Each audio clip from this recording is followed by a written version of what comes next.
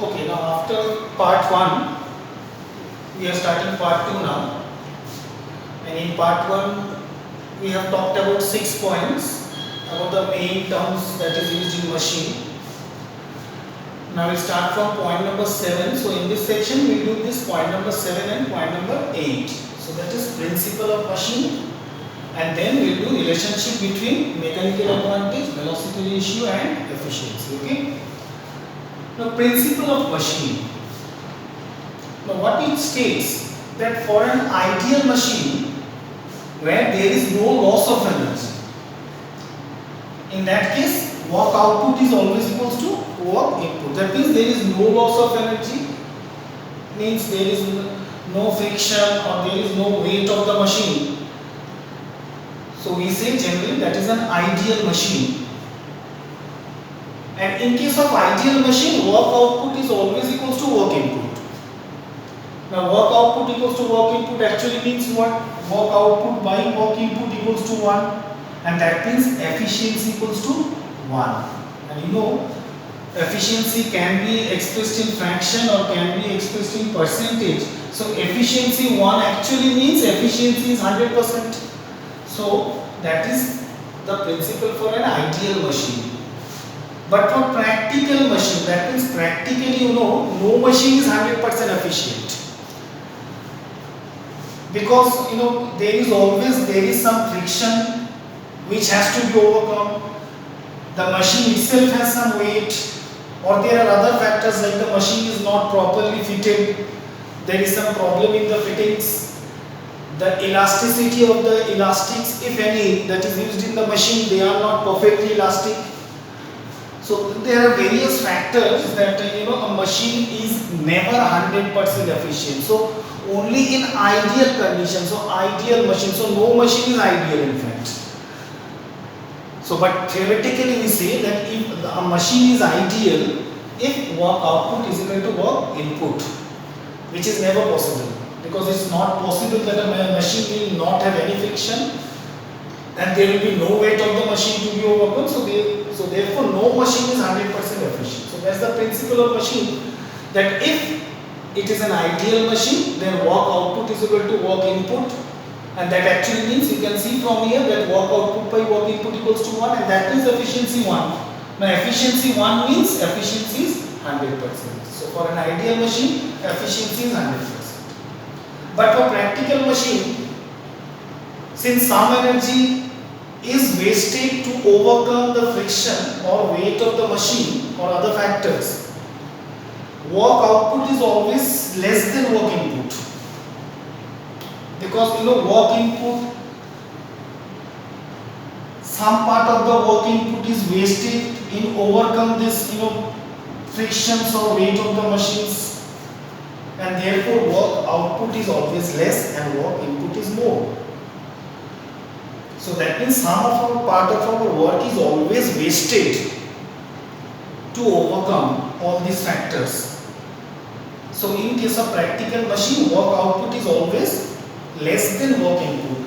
That actually means work output by work input is less than 1, and that actually means that efficiency is less than 1, and efficiency less than 1 means efficiency is less than 100%. So that is the principle of machine. Okay, understand?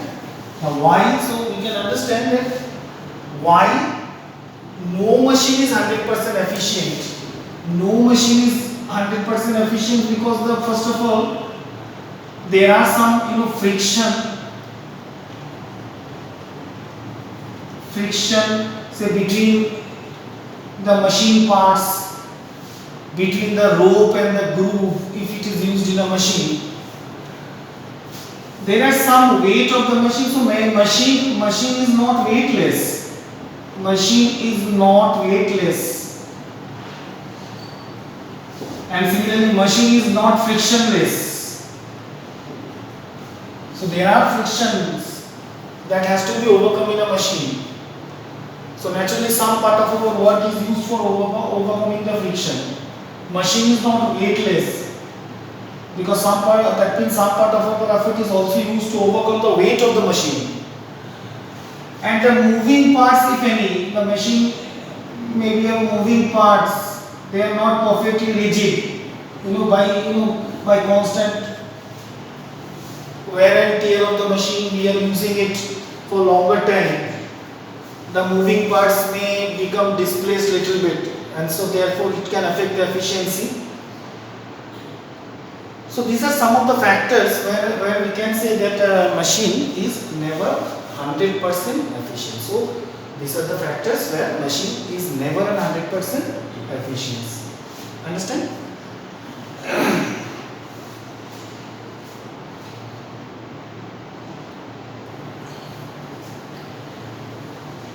Okay, now we'll go through this relationship between mechanical advantage, velocity ratio and efficiency. Now first of all, let's see, we already know this. Work input means what? Work input means work done on the machine by the load. So work done by the effort is called the work input. And you know that work is equal to force into displacement. You should know this. So work done on the machine by the effort. So here the force is what? The force is effort. And displacement is displacement of the effort. So therefore work input actually means effort into displacement of effort. Understand? Because work means force into displacement. So work input means what is the force that is applied?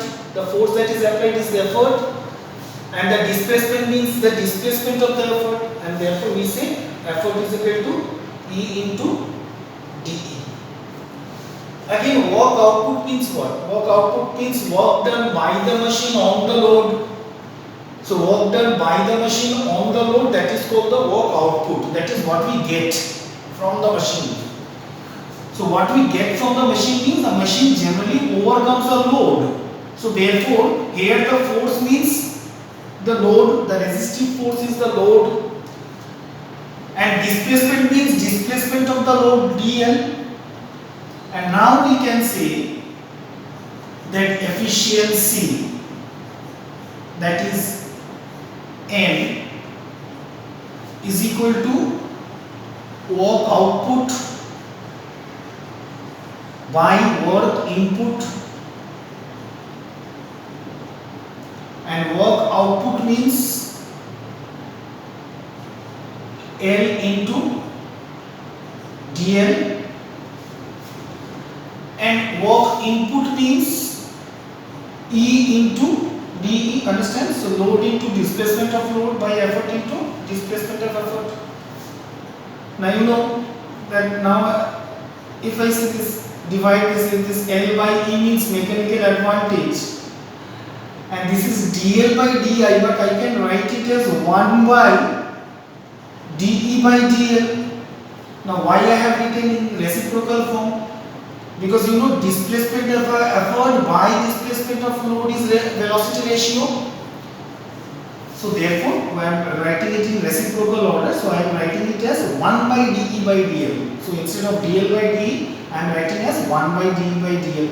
Now I can say that this means L by E means what?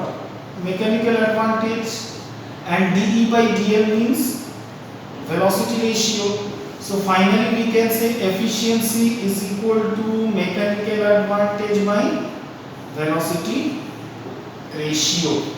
Understand? So it is very important. Efficiency is equal to mechanical advantage by velocity ratio. So we use these formulas in while doing the sums, while doing numericals. So that is the relationship between mechanical advantage, velocity ratio and efficiency. Okay, understand? Okay, now we will do this relationship between mechanical advantage and velocity ratio in case of an ideal machine and in case of a practical machine. Okay, in case of ideal machine,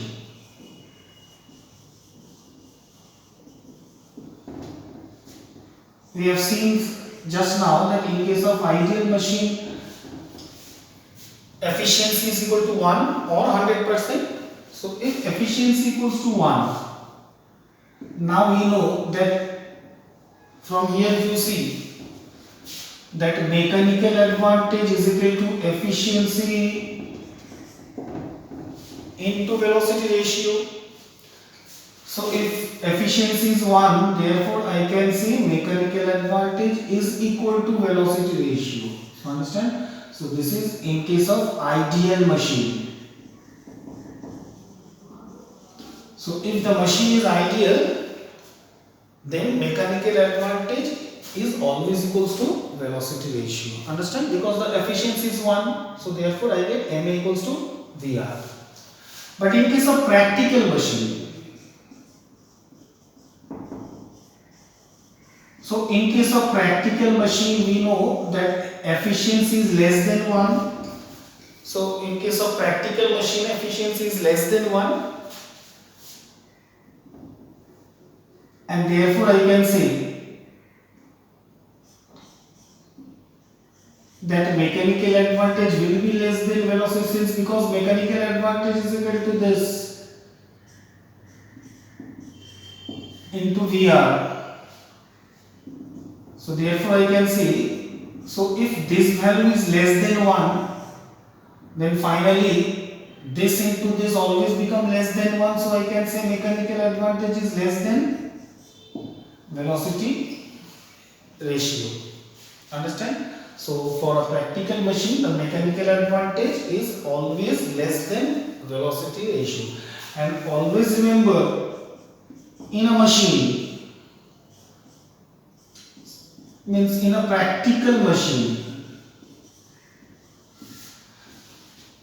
not only practical, in any machine, in fact, the velocity ratio is always constant. So it does not change. But mechanical advantage changes, is depend upon the condition of the machine. So mechanical advantage is not constant. The mechanical advantage of a machine keeps on changing according to the condition of the machine. The efficiency of the machine slowly decreases. We know that by constant using. So the mechanical advantage changes, but velocity ratio is always constant. Understand? So in this part, whatever I have taught, it is very important to understand about efficiency. When is efficiency equals to 1? That means in case of ideal machine 100%, and in case of practical machine efficiency is less than 1, so that is it is less than 100%. Then relationship between mechanical advantage and velocity ratio and efficiency.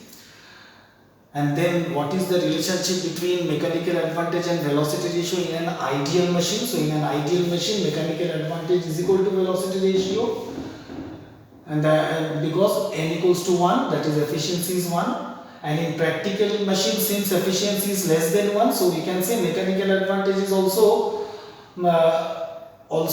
less than velocity ratio. And always remember that velocity ratio of a machine is always constant, but mechanical advantage of a machine is not constant. It changes depending upon the condition and usage of the machine. Okay, understand?